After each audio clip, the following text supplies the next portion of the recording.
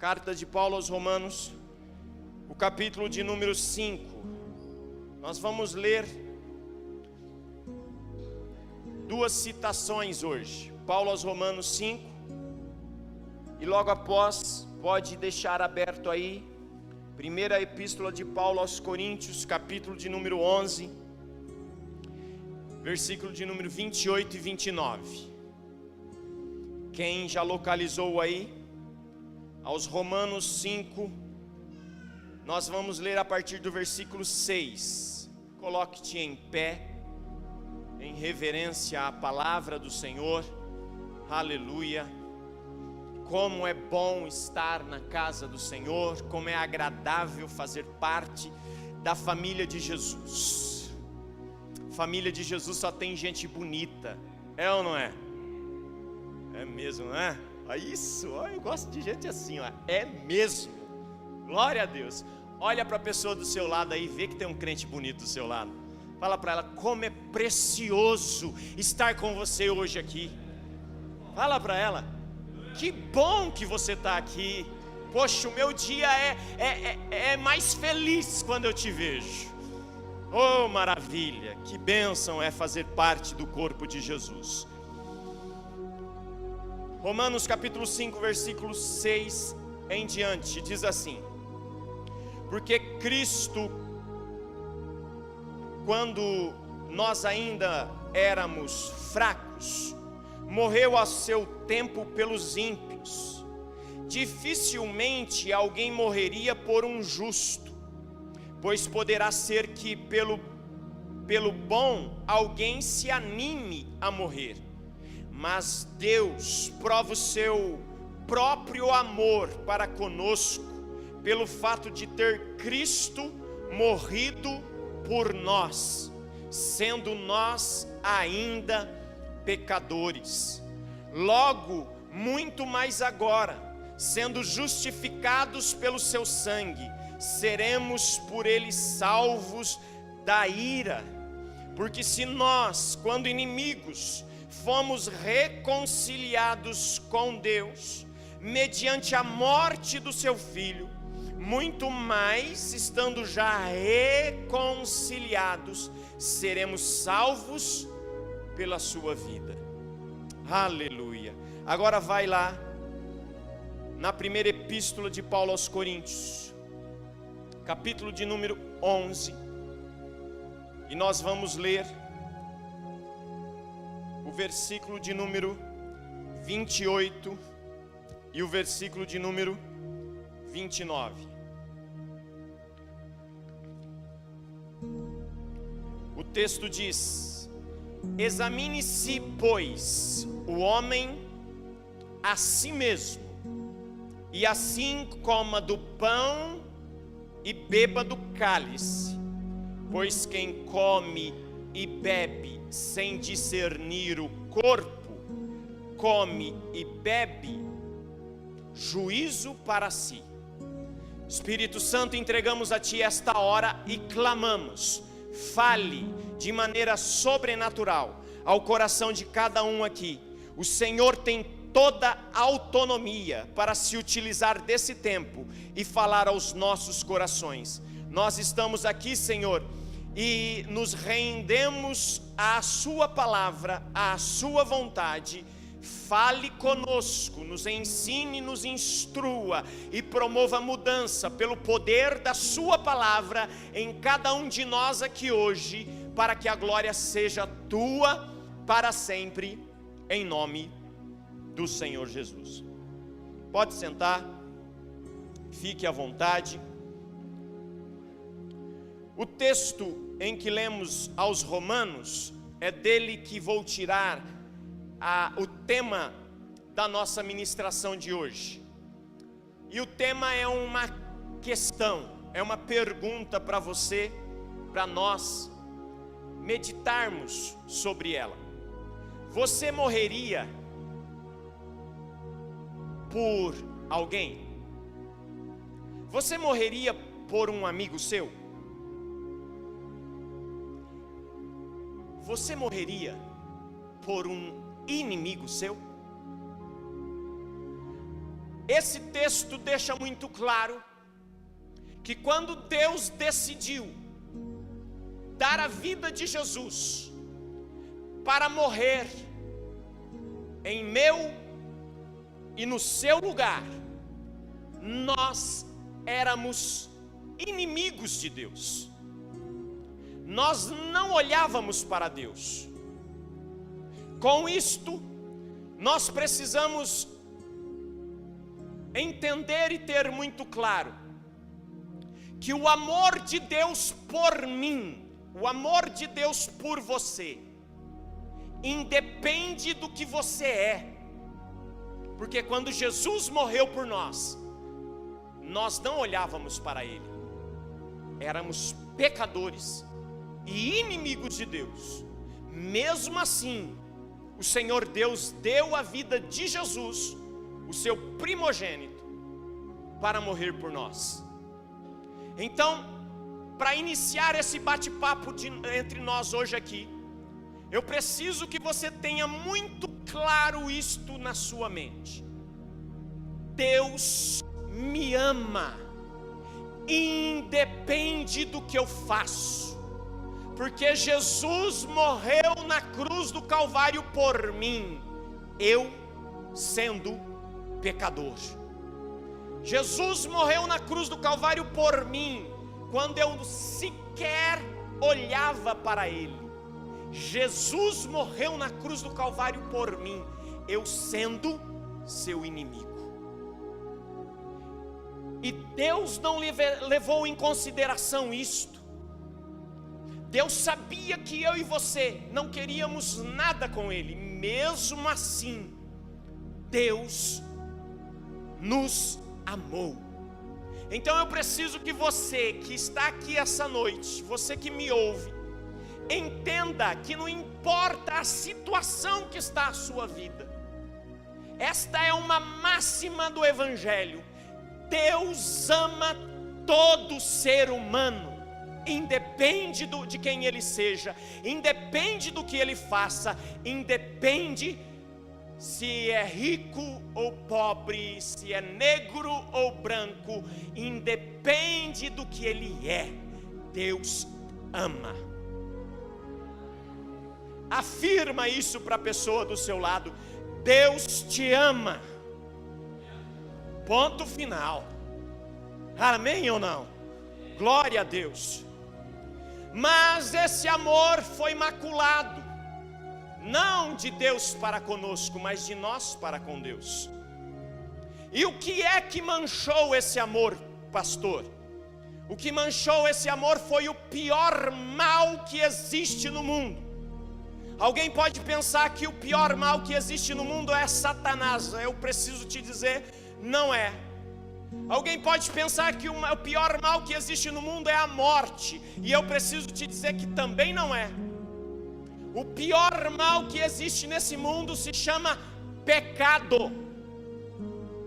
Este é o pior mal que existe na sociedade, o pecado. É em detrimento do pecado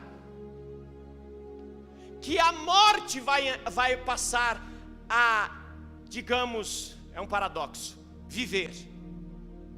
É em função do pecado que o homem vai começar a se afastar de Deus. É por causa do pecado. É por causa do pecado que nós temos tantas atrocidades na sociedade. É o pecado que gera tanta desgraça. Quanto mais distante o homem está de Deus, mais cego e preso no pecado ele está. E as suas atitudes cada vez mais se torna pior. As atitudes de um homem distante de Deus são nocivas. Você pergunta, pastor, o que é pecar? Pecar é errar o alvo, é desobedecer a Deus. E o pecado é resultado de egoísmo, é resultado de desobediência, é resultado de rebelião. Pecado, ele teve origem no céu, quando um anjo do Senhor, diante de Deus, se rebelou, quis ser e colocar o seu trono no mesmo nível do Senhor, se tornou egoísta, se rebelou contra Deus em desobediência, e aí então ele é lançado fora dos céus, e ele vai tentar o homem até então não tem pecado, na criação Deus fez o homem perfeito, e é muito importante eu e você entender, que ser tentado não é pecado, pecado é eu ceder à tentação, e quando eu cedo à tentação, aí então gera-se o pecado, e todo pecado gerado traz consequência, aí é onde entra a morte é consequência de um mal pior do que ela, que é o pecado. A morte só é consequência do pecado. Se o homem não tivesse pecado, nenhum ser humano morreria, porque Deus não fez o homem para morrer. Eu sempre falo isso em celebrações fúnebres, porque é tão duro esse momento, quando nós perdemos um ente querido, porque Deus não fez o homem para morrer, mas a partir do momento que o homem desobedeceu, ele passou a morrer, e o que é muito interessante, que essa morte não é apenas uma morte física, passa a existir a morte espiritual, é o pecado que gera a morte espiritual. Efésios 2 e versículo 1 vai dizer que nós estávamos mortos em nossos delitos e pecados, antes de conhecermos a Cristo. O pecado não trouxe apenas a morte biológica, ele trouxe a morte espiritual. O pecado é um mal tão grande que o homem por si só não consegue resolvê-lo. Com as suas próprias forças, com o seu próprio esforço, você não vai conseguir vencer o pecado. Porque se conseguisse, por quê e para que Jesus precisou morrer na cruz? Jesus precisou morrer na cruz para resolver esse problema que nós causamos, que o ser humano causou. É o ser humano que causou o problema da morte, não é Deus. É o ser humano que causou o problema do inferno, não é Deus. O texto sagrado diz que Deus fez o inferno para Satanás e os seus demônios. Deus não fez o inferno para o homem, mas quando o homem se rebela de Deus, infelizmente, ele está caminhando para o inferno. Agora, o que fazer diante de tudo isso, pastor? Já que eu não consigo vencer com as minhas forças, o pecado é o maior mal, era necessário um sacrifício perfeito, porque em Hebreus 9 vai dizer que sem derramamento de sangue não há remissão de pecados. E Hebreus capítulo 4 e versículo 15 vai dizer que nós temos um sumo sacerdote que foi tentado do mesmo modo que nós, mas não pecou. Quando Jesus foi enviado a esse mundo, ele foi enviado com uma missão. A missão do Senhor Jesus está no próprio nome. No original hebraico é Yeshua, no grego é o Messias, é Jesus, o Messias é ungido, é Jesus. O que significa o nome de Jesus? O Senhor é a salvação. Jesus nasceu para me salvar da morte e do pecado.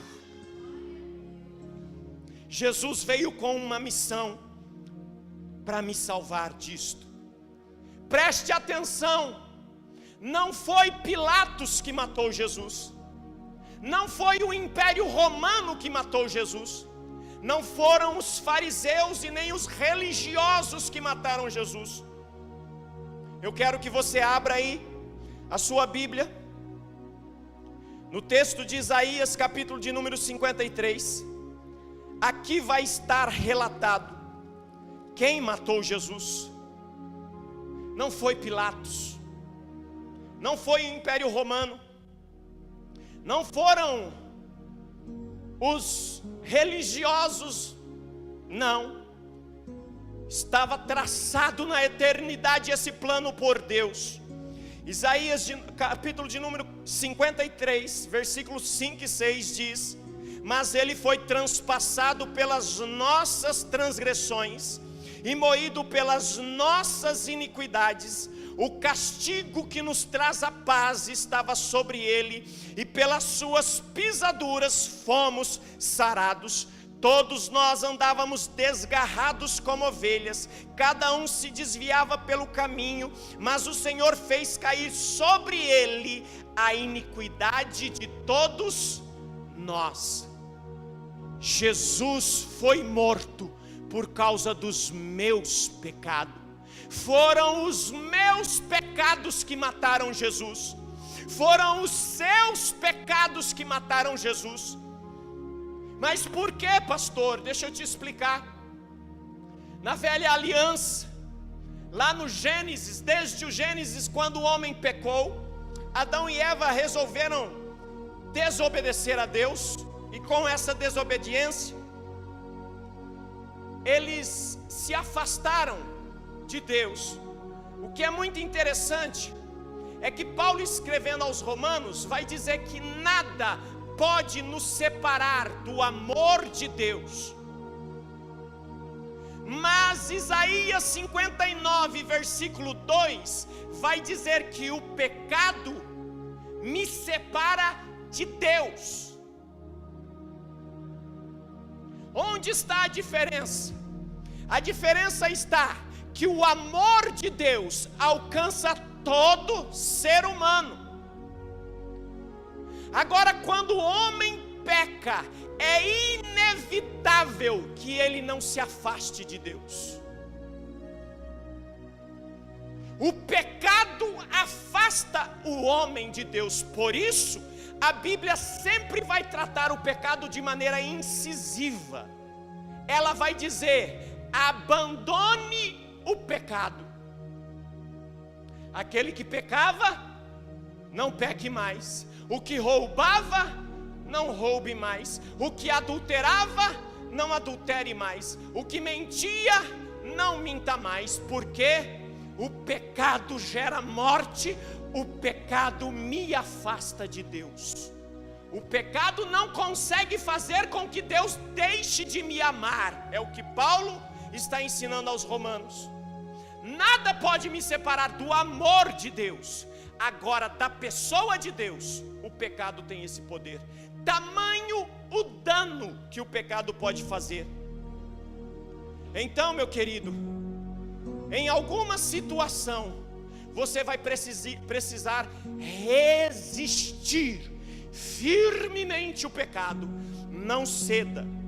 Porque toda vez que o homem peca, ele começa uma fuga. Nós vemos isso lá no Jardim do Éden. Após o pecado de Adão e Eva, o homem começa a fugir. Adão e Eva tinham, antes do pecado, um relacionamento extraordinário com Deus. A Bíblia diz que na viração do dia o Senhor vinha para estar com eles. Mas a partir do momento que o homem peca, algo gerou no coração do homem.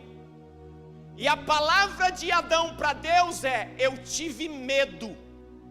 E esse medo fez com que aquele momento diário com Deus, que era tão agradável, passou a ser um momento de se afugentar, de se esconder.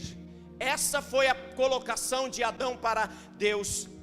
Quando eu ouvi os seus passos no jardim, eu me escondi. Antes do pecado, o homem não se escondia de Deus. Após o pecado, o homem começa a entrar em uma fuga de Deus. Porque o pecado gera em nós um sentimento ruim Eu disse recentemente aqui, e vou repetir uma frase que eu vi um dia desses: quando pecamos, o prazer é nosso, mas a alegria é do diabo. Não pense você que tem alegria no pecado, porque não tem. O pecado dá alegria para Satanás. Para nós, ele dá prazer, isso é fato. Mas o sentimento dentro do coração de tristeza, de remorso, de angústia, vale a pena? Não vale. Portanto, resista. A partir do momento que o homem peca, a comunhão com Deus que era tão boa, agora passa a não ser tão agradável assim. E a ação de Deus para com o homem em confrontá-lo: por que você está se escondendo, Adão? Com isso, Deus está querendo trazer à tona uma fé no coração de Adão, que precisa ser apontada para um sacrifício perfeito. É aqui em Gênesis que vai acontecer o primeiro sacrifício na Bíblia Sagrada. Adão e Eva, após o pecado, tentam encobrir. E não é assim que a gente faz, irmãos, tentando encobrir o erro. Eles tentam encobrir a sua nudez, porque até aquele momento a nudez não era problema. Mas a partir daquele momento, começa a haver um jogo de transferência de culpa. Deus interroga Adão: por que você fez isso? Adão começa a transferir a culpa. Foi a mulher que o Senhor me deu. O Senhor vai para Eva: por que você fez isso? Foi a serpente que o Senhor criou. O que nós podemos aprender com isso? Quando Deus os interroga e quando Deus dá sentença a cada um, dá sentença para a mulher, dá sentença para o homem, dá sentença para a serpente, a terra tem consequências. Deus está dizendo assim: você é pecador e você precisa assumir onde pecou. Você errou, e fugir do erro, Adão, não é inteligente. Transferir a culpa para sua esposa, para o seu marido, para Satanás, não é inteligente. Precisa haver uma transferência? Precisa. Mas a transferência do meu pecado não pode ser contra o meu próximo. Existe um, e é para ele que eu preciso transferir os meus pecados. Preste atenção, eu estou trabalhando um pouco agora relacionamentos. Preste atenção nisso. Nós herdamos algo de Adão, que precisamos tomar muito cuidado, porque isso fere pessoas que fazem parte do nosso cotidiano. Algo acontece de errado, e às vezes somos nós que promovemos o erro, e começamos a jogar a culpa no outro. Deus, quando chama Adão e interroga e dá uma sentença para Adão, o que ele está transmitindo é isto: Adão, você precisa assumir onde você está errando. Para que haja mudança, você tem que reconhecer o seu erro. Deus não aceita as folhas de figueira. No versículo 21 do capítulo 3 de Gênesis, a Bíblia vai dizer que Deus cobriu a nudez de Adão e Eva com peles. Como surgiu essa pele? Ali está uma profecia de que haveria um sacrifício perfeito, e neste sacrifício perfeito haveria remissão de pecados para todos os homens de sobre a face da terra. Entenda, não transfira a culpa para homem, porque homem não consegue justificar os seus pecados. Transfira a culpa por quem morreu por você. Transfira a culpa para Jesus. Pastor, mas Jesus não tem culpa nenhuma. É verdade. Mas Ele levou sobre si as nossas dores.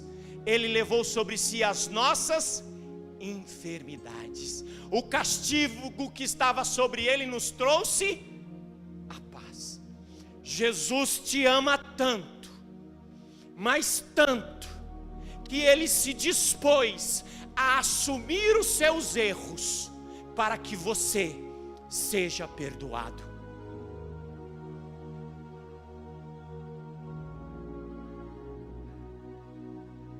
Amém ou não? Jesus não tem culpa, pastor, mas Jesus disse para você: eu estou morrendo aqui por causa das suas culpas. Aprenda com Jesus. Jesus morreu na cruz do Calvário por minha e por suas culpas. E nunca apontou para mim um dedo para dizer que eu sou, deixa eu corrigir, para me condenar. Nunca. A Bíblia diz que haverá um dia que Ele vai ser juiz e então Ele vai condenar. Em João 13, versículo 17, diz que Ele veio para salvar e não para condenar. Mas infelizmente, queridos, quantos de nós não examinamos a nós mesmos, mas começamos a examinar a vida do...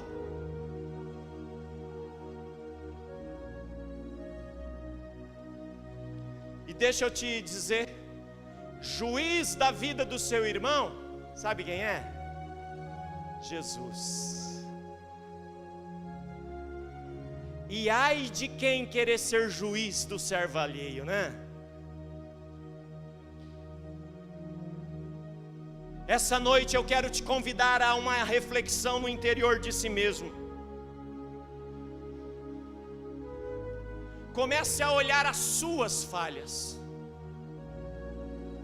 E como acontecia com o Cordeiro Pascual, lá na antiga aliança, em que aquele que trazia o cordeiro colocava a mão sobre a cabeça do cordeiro e transferia para ele a culpa.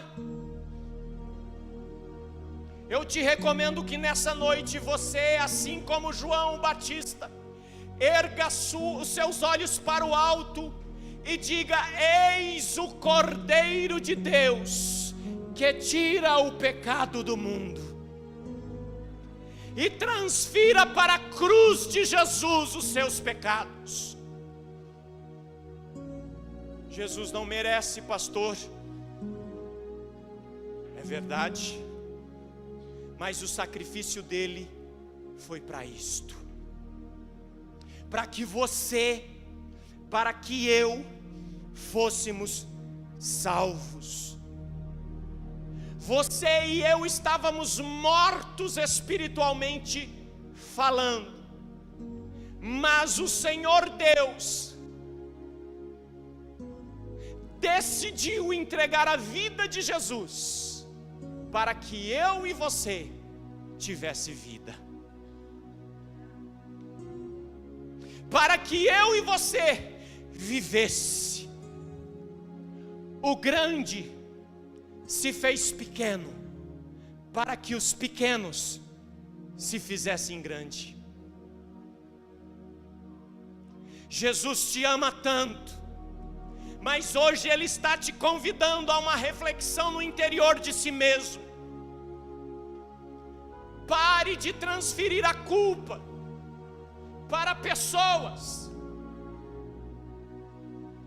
Pare pode transferir a culpa para o marido, para a esposa, para o líder, para o pastor, para a igreja.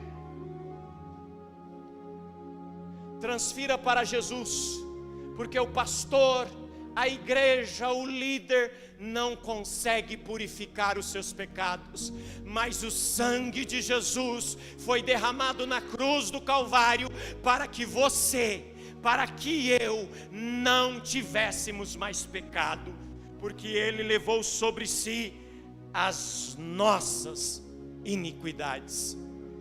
Hebreus 13, versículo 12 diz: por isso Jesus também morreu, fora da cidade de Jerusalém, para que com o seu próprio sangue purificar o povo dos seus pecados. Eu já quero convidar os diáconos aqui, por favor.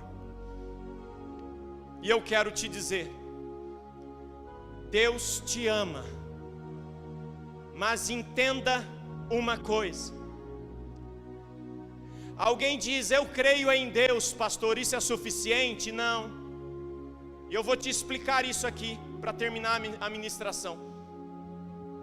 A Bíblia diz que até os demônios creem e estremecem. Crer em Deus resolve? Não.